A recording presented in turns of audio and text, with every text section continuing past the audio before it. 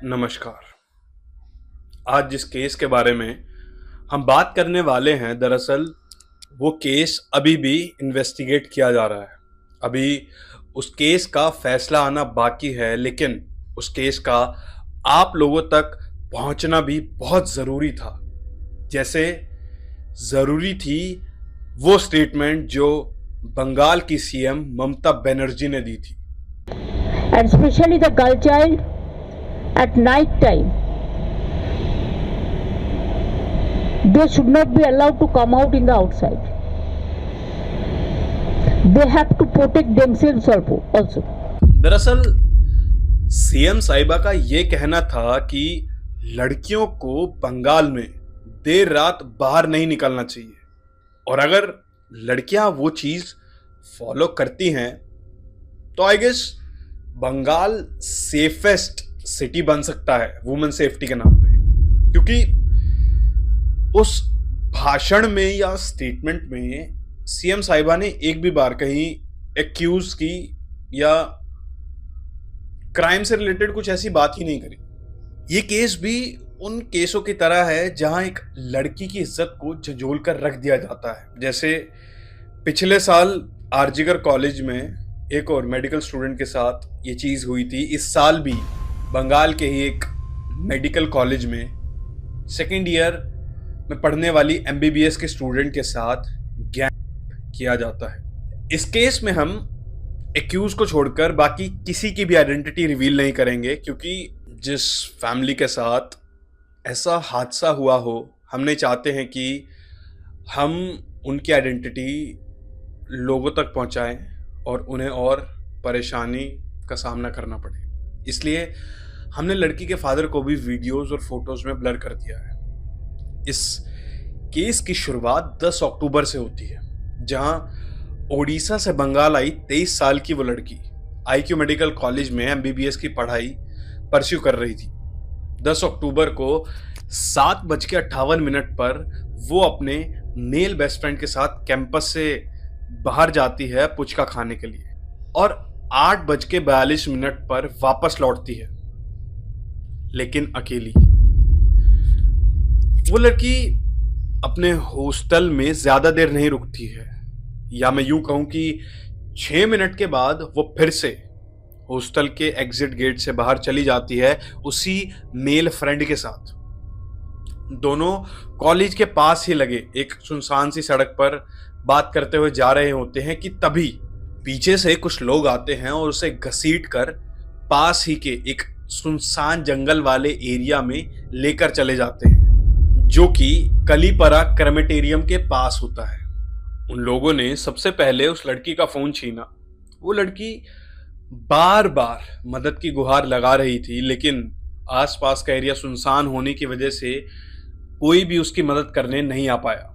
वो लोग उसे फिजिकली खूब असॉल्ट करते हैं, उसे ओवर पावर करते हैं, उसे डराने की कोशिश करते हैं, और बार बार उस लड़की से पैसे मांगा जाता है।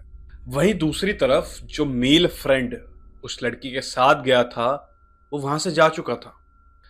उन लोगों ने उस लड़की की बहुत बुरी हालत कर दी थी, और ये चीज करने के बाद वो वहां से बड़े आराम से चले जाते हैं। वो लड़की जैसे तैसे हॉस्टल के गेट तक पहुंचती है, डरी हुई, सहमी हुई, घबराई हुई और खून में लथपथ। लड़की हॉस्टल स्टाफ से हेल्प मांगने के लिए अंदर जाती है। हॉस्टल स्टाफ जैसी ये चीज देखता है तो फौरन ही उस लड़की को हेल्थ केयर यूनिट में ट्रांसफर कर दिया जाता है। बिना कोई टाइम गवाए हॉस्टल वाले लड़की की फैमिली को इन्फॉर्म करते हैं, और साथ ही में लोकल पुलिस स्टेशन में भी कॉल कर दी जाती है। लड़की के पिता फौरन ही उड़ीसा से बंगाल आते हैं और लेट नाइट में ही पुलिस के पास जाकर एफआईआर दर्ज करवाते हैं, और पुलिस भी बिना कोई टाइम गवाए अपनी इन्वेस्टिगेशन चालू कर देती है। पुलिस तुरंत ही लड़की के क्लासमेट और करीबी दोस्तों से पूछताछ करना चालू कर देती है। अगले दिन ये बात पूरे कॉलेज में फैल जाती है, और कॉलेज के कुछ स्टूडेंट सेफ्टी के लिए प्रोटेस्ट पर बैठ जाते हैं, और धीरे धीरे ये बात मीडिया में आग पकड़ लेती है। যেটা হয়েছে সেটার জন্য আমরা একটা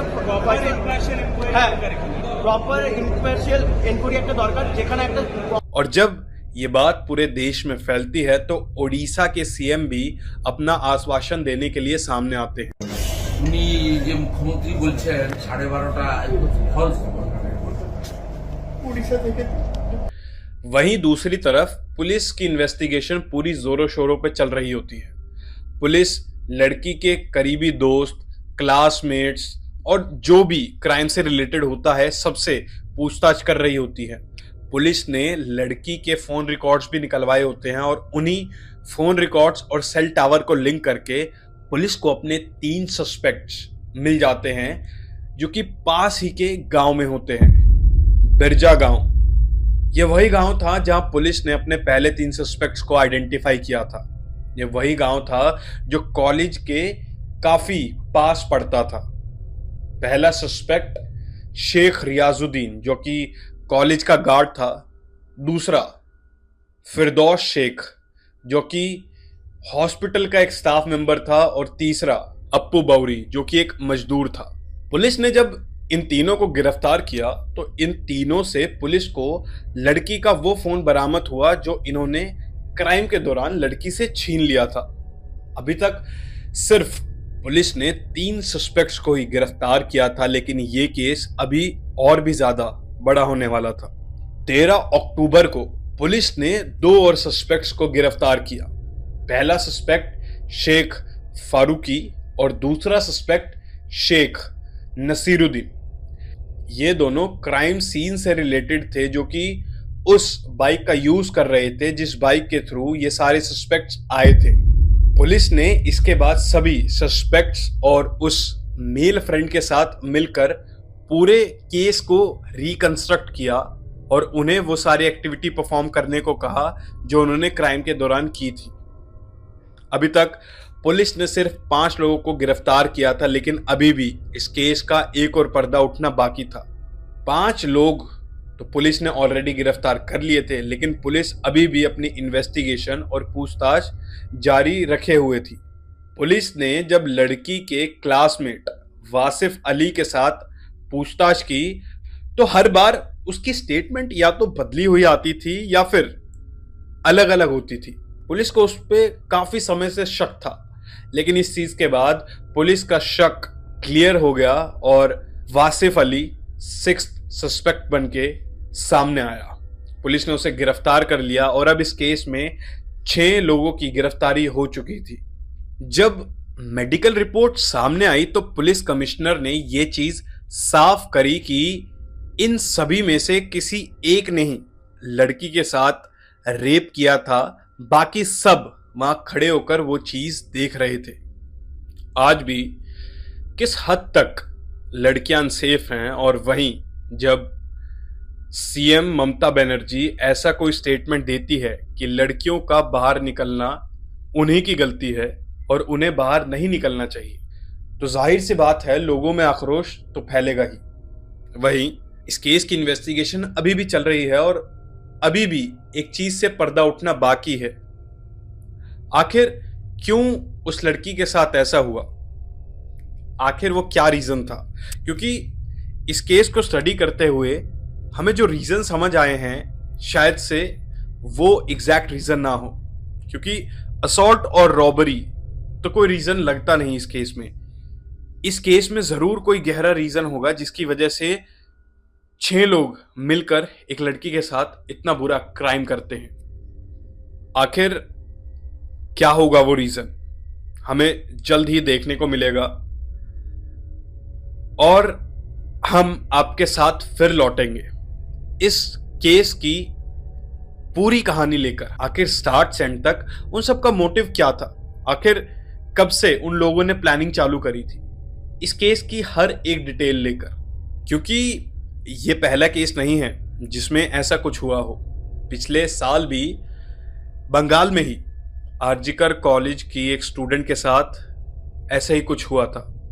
अगर आपको उस केस के बारे में जानना है तो आप नीचे दिए गए लिंक को क्लिक करके वो वीडियो देख सकती हैं, या फिर आई बटन में वीडियो आ रही होगी, आप वहां से भी उस वीडियो को देख सकते हैं जहां हमने उस केस के एक एक पहलू को डिटेल में आप सभी के सामने रखा था और साथ में हर एक फैक्ट जो कि हमें मिला था हमने वो आप लोगों के सामने रखने की कोशिश करी थी।